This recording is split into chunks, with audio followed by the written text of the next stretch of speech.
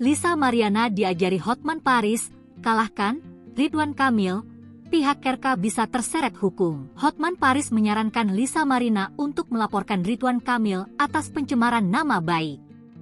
Ikut menyoroti kasus Ridwan Kamil dan Lisa Mariana, Hotman Paris bak memberikan saran yang bisa menguntungkan LM. Dijelaskan Hotman Paris, pencemaran nama baik ini atas tudingan Lisa Mariana telah hamil anak pria lain ketika bertemu Ridwan Kamil. Bagaimana dengan si cewek, si Lisa, kata Hotman Paris.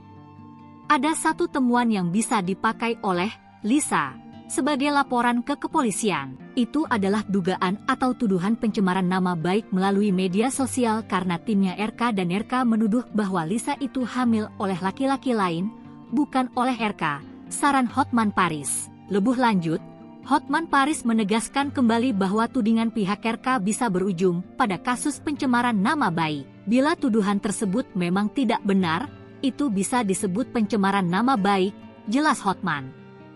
Jadi, yang terbuka bagi Lisa adalah mengajukan laporan polisi, UU ITE, sambung Hotman Paris. Ternyata saran tersebut semakin menguntungkan Lisa Mariana.